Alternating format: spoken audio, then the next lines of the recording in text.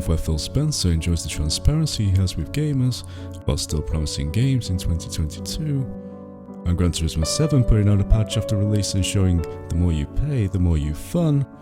Talk soon turn to NFTs in gaming. Here Fox explains just how we got to this point.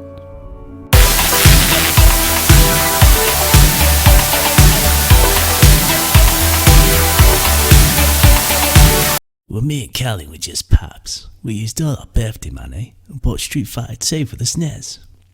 Not yet spoiled by the world, found enjoyment in a version that today is basically like playing in geriatric mode. We didn't know any better until Capcom made sure we did.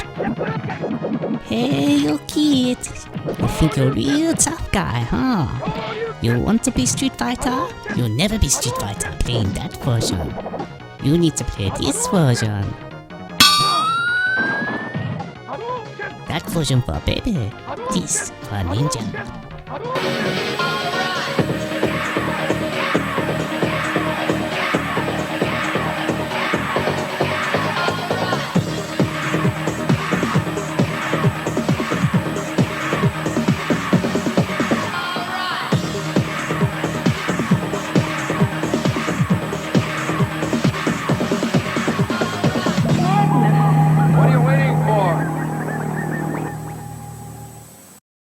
Capcom had told us we needed to rebuy the game for some faster gameplay, and repackaged it as Street Fighter 2 Turbo.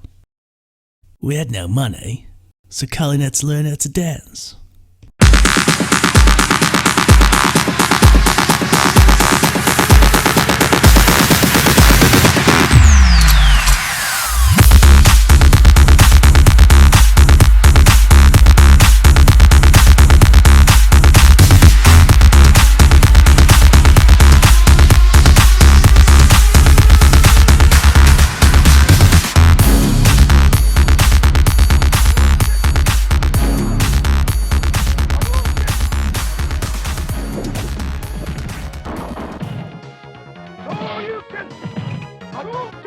Soon we were back to playing Street Fighter 2 again. Oh, hey, you kids, you think you're so tough, huh? Well, you are nothing without this version of Street Fighter.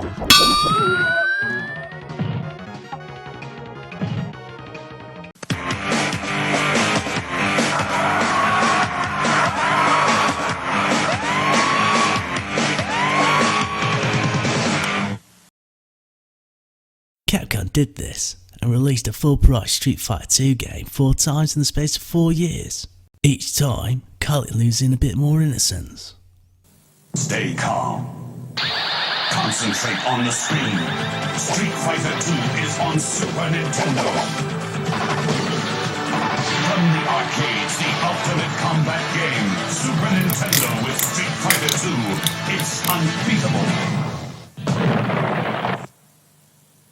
Thankfully, as we grew, so did gaming, and the event of our consoles being online led to DLC, a prolonged life mechanic to combat the trading culture that became such a necessity when we were being asked to buy the same game over and over again. Now we had the full complete gaming disc, but we just lacked sections of it. This came under the guise of support, a buzzword that was such a selling point, special mention was made of it before every release.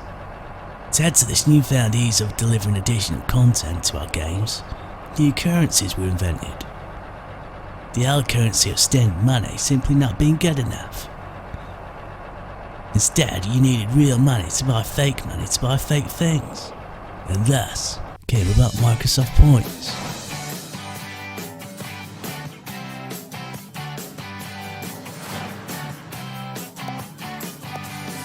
The genius of Microsoft Points was that they only sold in set amounts, meaning you always had to buy more points than you actually wanted, and was always left with less points than you actually needed.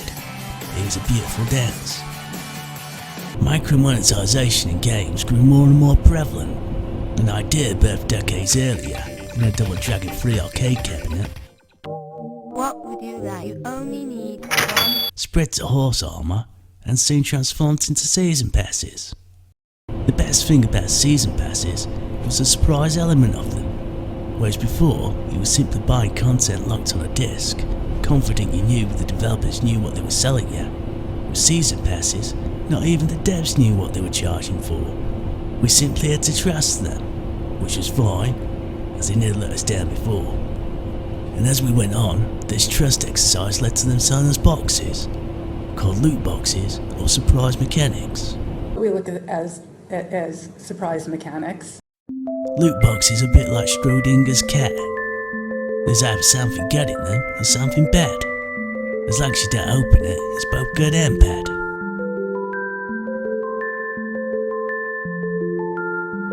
And when you do open it, it's usually a dead cat.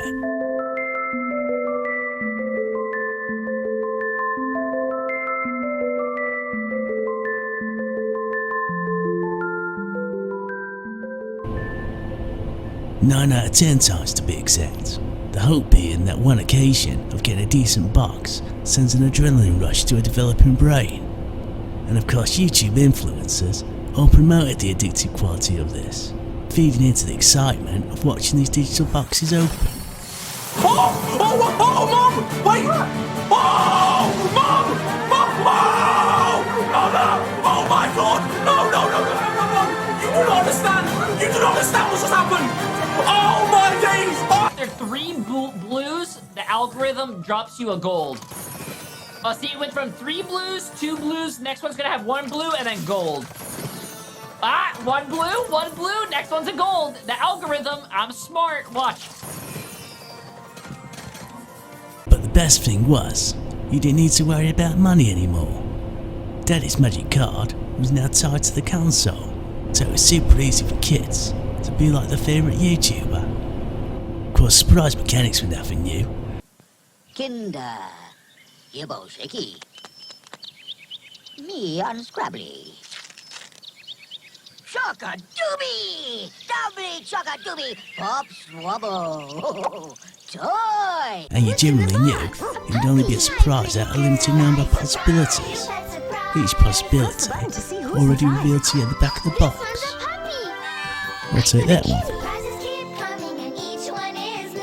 Wow, a pretty girl. You were hungry. Thankfully, gaming started to remove this barrier for microtransactions and push them in a free-to-play format, encapsulating everything that came before it. Only now you could spend real money on fake money for longer periods, ensuring you were forever with something to purchase.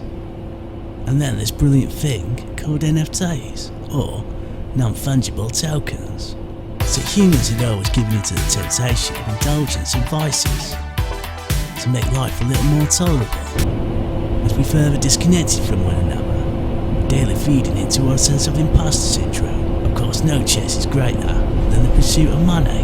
The best thing about NFTs is not only can they exploit the possibilities of surprise mechanics, they can also have the possibility of making money, whereas before, an entrepreneur like myself would have to sell something physical. NFTs weren't physical. The only thing they have in common with my undies is emotional attachment, been through some tough times together.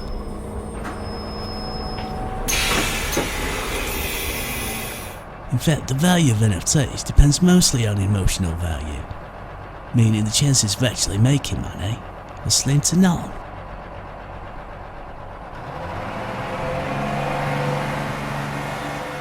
As NFTs enter the gaming landscape, the likes of Sony are investing in patents that would allow you to track the history of NFTs and purchase digital items that have been linked to your favourite influencer.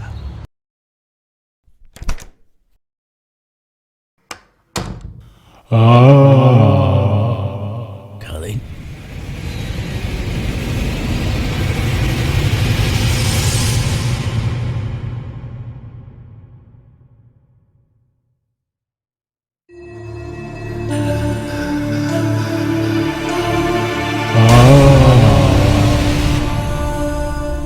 Colin, you wally, what are you doing?